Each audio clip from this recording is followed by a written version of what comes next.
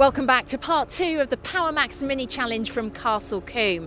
Now, race 1 was very much about tyre choice, and this season the drivers have been given much more flexibility about the setup. So for this year we've changed the regulations to allow drivers to run the slick tyre on the front of the car and the wet tyre on the rear of the car when it's changeable conditions. What I want to know is why? What's the benefit in doing that? Well, really it comes down to the fact that if in changeable conditions you run wet tyres all round, what tends to happen is that the front tyres become worn out, the rubber starts falling off them because they overheat, and that makes the car very difficult to drive in the latter stages of the race, and also ends up costing the drivers money because they've just blown a set of tyres. The flip side is if they went for slicks all round in those changeable conditions, then the car can be very difficult to drive, can end up being a bit of a tendency for people to have accidents. So this gives the best of both worlds. It puts the slick tyre on the front, which has the capability of handling higher temperatures, being really hard worked by the front wheel drive cars, and allowing the wet tyre on the rear to heat up quickly on the rear to generate some grip, but without having to suffer the pressure that comes from being on the front of the car. From looking at the cars here in the assembly area, the popular choice seems to be for slicks all round. However, judging by that very black cloud up there, I'm not so sure. Race number 2 is a reverse of the top 8 in both classes, which sees Patrick Mortimer and Chris Stoney on pole. Let's go over to Ben for the full grid. Well, under a sky that looks like a Sisters of Mercy album cover, Patrick the Rainmeister Mortimer will be hoping that it rains. He lines up from pole alongside Keith Issat. Then row 2, it's Henry Dupree and Hamish Brandon from Neil Newstead and Lawrence Davey. Caudle and Knox, a lot to do. In the Cooper class, Chris Stoney takes pole alongside Mark Wakefield. Then it's Matt Hammond, Ricky Page, Gideon Cresswell and William Phillips. Shane Stoney, of course, in 8th. Rolling start for this second race of the day, and it's Patrick Mortimer who paces the field through Camp Corner. Away we go, and Mortimer plants his right foot as the field almost 3 wide into Folly for the first time. So they jostle for position, same in the Cooper class. There is Shane Stoney. He's going to wait to see how Quarry unfolds for the first time of asking as the JCW car's already up over Avon Rise. It's Lawrence Davey who takes the early advantage from Hamish Brandon. Mortimer holds on in third as problems in the Cooper class. Josh Gollin and Mark Wakefield ever coming together into the tyre wall for Josh Gollin. William Phillips also appeared to be caught up in that. There is Phillips recovering. Oh dear, Mark Wakefield will be underway, but Chris Stoney is out of the car, out of the race. Josh Gollin has got a front right wheel pointing the wrong direction. So the GCW cars, oblivious to that, continue to do battle as the recovery vehicles arrive on the scene. I suspect we're going to see a safety car here. Hamish Brandon is who leads the way. Nonetheless, he has got Lawrence Davey right up behind him, and Davey looking to challenge here to take the lead as they sprint towards Camp Corner for the first time of asking. And then there's a little bit of a gap back to Henry Dupree in third place. Now the waved yellow flags. The safety car is out. The race gets neutralised, not really surprising.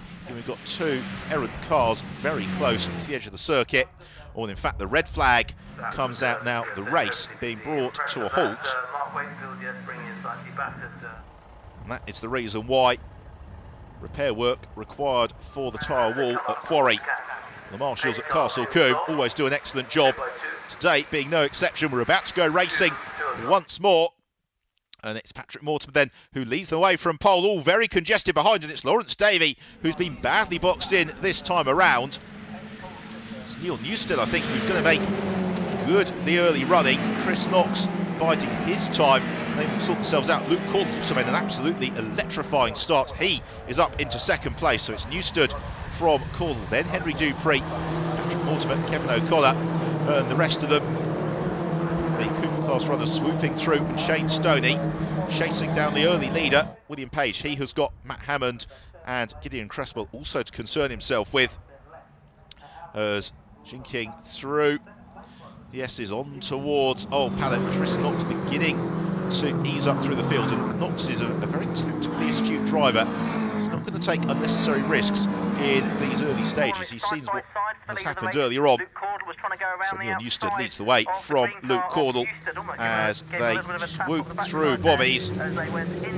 Caudle looking to get himself right back onto the top step of the rostrum. They've got Henry Dupree and Lawrence Davey, not too far back either, as they arrive into the right-hander of Camp Corner. And Neil Newstead from Luke Caudle. Or is that going to be Caudle from Newstead, because Caudle's got the inside line for Folly and darts to the inside.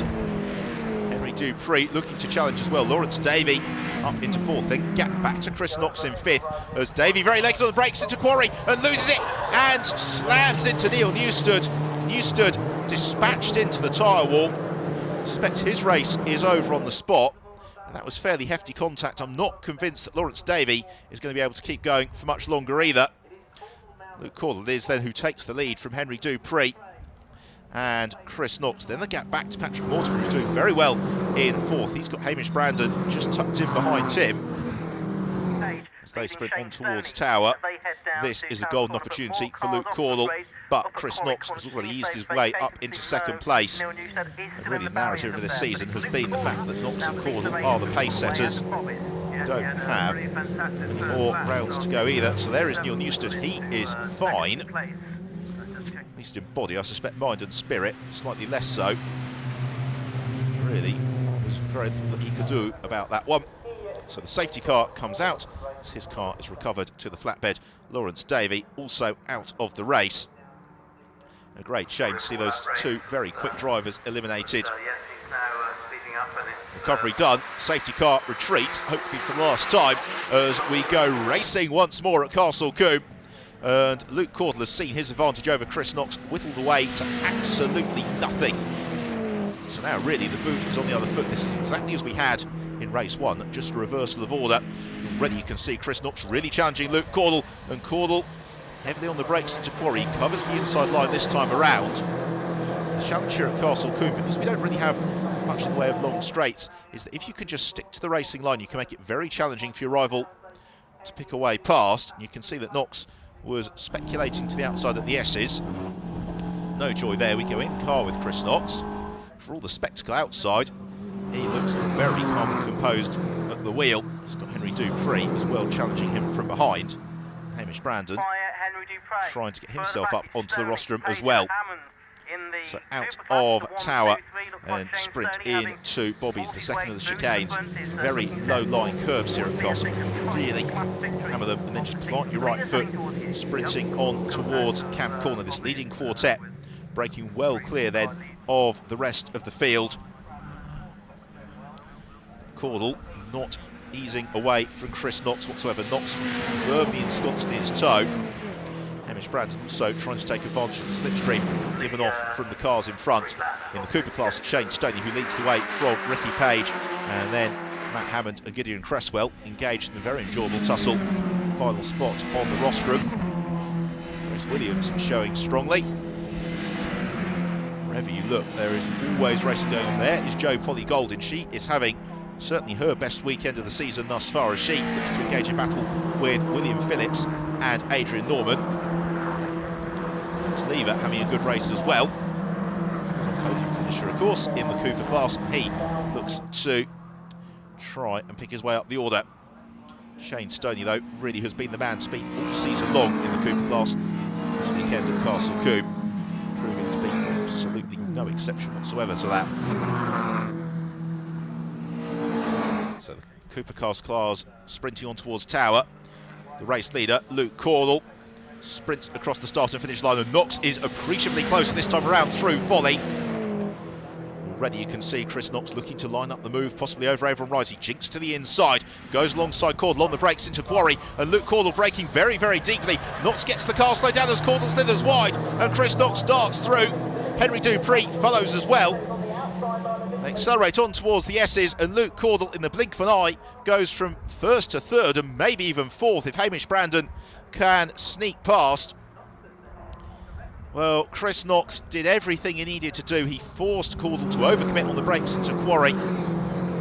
What has Caudle got by way of response? In the Cooper class, Ricky Page certainly keeping Shane Stoney honest. But at the moment, there's nothing that he can do about overhauling Shane Stoney. Stoney pushing very, very hard. He He looks well set to do the double at Castle Combe, as does Chris Knox. He makes it 2 wins from 2 races, just from Henry Dupree, with Luke Cawdell consolidating 3rd from Hamish Brandon. In the Cooper class, Shane Stoney well set as he accelerates out of Bobby's for the final time. He's got a 10 or so car length advantage over Ricky Page, and that is going to be nigh impossible for Page to close down between now and the checker flag. So across the line, and victory for Shane Stoney, 2nd place for Ricky Page, and 3rd in the Cooper class going the way of Gideon Cresswell. What a lively and dramatic race. So in the JCW class, Chris Knox wins it from Henry Dupree, and Luke Cawdell, that top 3 separated by 1.5 seconds. Hamish Brandon, an excellent 4th. In the Cooper class then, Shane Stoney from Ricky Page, Gideon Cresswell overhauled Matt Hammond, with Simon Walton and William Phillips completing the top 6. So in terms of the championship, well, in the JCW class, it is Chris Knox who leads the way from Luke Cawdell and Lawrence Davey. In the Cooper class, Shane Stoney dominates from Josh Gollin and Ricky Page.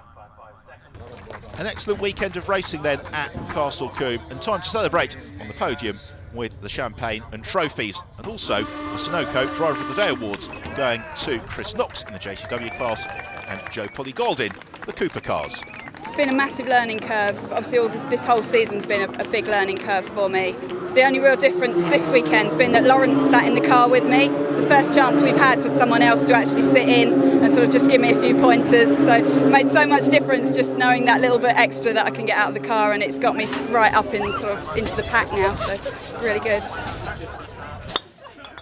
Safety cars, red flags, restarts, and lots of action in race 2. Wow. But class leaders Shane Stoney and Chris Knox still managed to come out on top. What a great day of racing. And there's more to come, but not from here. That's it from Castle Combe. We'll be out at Silverstone next time round. But until then, don't forget you can keep up to date with all things Mini Challenge on our website, Facebook and Twitter. See you soon. Take care.